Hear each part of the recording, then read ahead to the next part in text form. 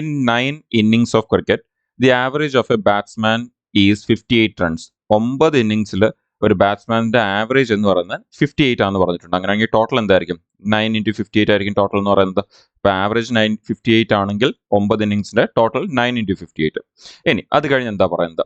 How many runs does he need to take in the 10th innings to get the average score 61. അപ്പം എന്താ പറയുന്നത്? ഇത് 9 എണ്ണത്തിൻ്റെ ആണ്. അത് കഴിഞ്ഞതിന് ശേഷം ഇനി 10ാമത്തെ ഒരു ഇന്നിങ്സ് ഉണ്ടെങ്കിൽ അതിൽ എത്ര റൺ എടുത്താൽ മൊത്തം ആവറേജ് എന്ന് പറഞ്ഞാൽ നേരത്തെ ഉണ്ടായിരുന്നതും ഇപ്പം വന്ന 10ാമത്തതോട് ചേർത്തുള്ള മൊത്തം 10 ഇന്നിങ്സിന്റെ ആവറേജ് എത്ര വരണമെന്ന് പറഞ്ഞിരിക്കുന്നത്? 61 വരണം എന്നാണ് പറഞ്ഞിരിക്കുന്നത്. അപ്പോൾ നമുക്ക് ഇതൊന്ന് സോൾവ് ചെയ്ത് നോക്കാം. ഇത് സോൾവ് ചെയ്ത് കഴിഞ്ഞാൽ നമുക്ക് ഇവിടെ എക്സിന്റെ വാല്യൂ കിട്ടും. എക്സിന്റെ വാല്യൂ കിട്ടി കഴിഞ്ഞാൽ അതായിരിക്കും നമ്മുടെ ആൻസർ എന്ന് പറയുന്നത്.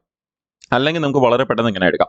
വളരെ പെട്ടെന്ന് എടുക്കാൻ വേണ്ടി നിങ്ങൾ ചെയ്യാൻ പറ്റുന്ന ഒരു കാര്യം എന്ന് പറഞ്ഞാൽ നമുക്കിവിടെ പറഞ്ഞിരിക്കുന്നത് എന്താണ്? ഇന്നിങ്സ് ഇപ്പം 10th ഇന്നിങ്സ് നമുക്ക് ആ 10th ഇന്നിങ്സിൽ എത്ര റൺസ് എടുത്താൽ 61 കിട്ടണമെന്നാണ് പറഞ്ഞിരിക്കുന്നത്. അങ്ങനെ നോക്കിക്കഴിഞ്ഞാൽ അത് പെട്ടെന്ന് എടുക്കാൻ വേണ്ടി നമ്മുടെ ഒരു മീൻ ഡീവിയേഷൻ ആ ഒരു രീതിയിലൊക്കെ ഉള്ള മെത്തേഡ്സ് ഒക്കെ നോക്കുകയാണെങ്കിൽ നമുക്ക് വളരെ സിമ്പിൾ ലോജിക്കലായിട്ട് ഈവൻ പറഞ്ഞാൽ പോലും നമ്മുടെ ഈ 10ാമത്തെ ഇന്നിങ്സിൽ ഇവിടെ 61 വരണമെങ്കിൽ നമുക്ക് ഇവിടെ എന്തായാലും 61 വരണം. ഓക്കെ, അപ്പോൾ എച്ചിന്റെ വാല്യൂ 61 അല്ല, ഇവിടെ എന്തായാലും 61 വരണം. ഓക്കെ, അത് കൂടാതെ നമുക്ക് എന്തും സംഭവിക്കണം.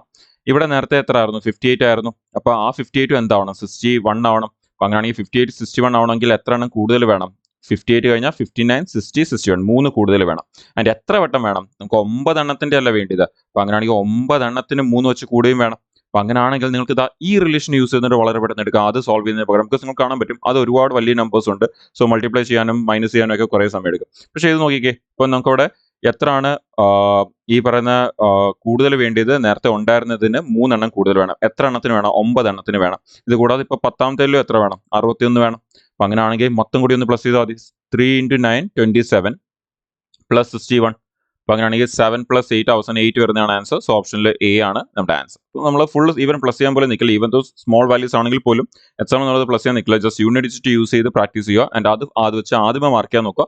പറ്റുന്നില്ലെങ്കിൽ മാത്രം എന്ത് ചെയ്യുക? നമ്മുടെ ആ ഒരു സോൾവ് ചെയ്യുന്ന പ്രോസസ്സിലേക്ക് പോകാം. അപ്പോൾ 60 70 80 ആൻഡ് 7 + 1 8 88 ആണ് ആൻസർ. പക്ഷേ 88 എടുക്കേണ്ട ആവശ്യമില്ല. നമുക്കത് എഴുതി പ്ലസ് ചെയ്യേണ്ട ആവശ്യമില്ല. നമുക്ക് യൂണിറ്റ് ഡിജിറ്റ് വെച്ച് തന്നെ ആൻസർ മാർക്ക് ചെയ്യാൻ പറ്റും.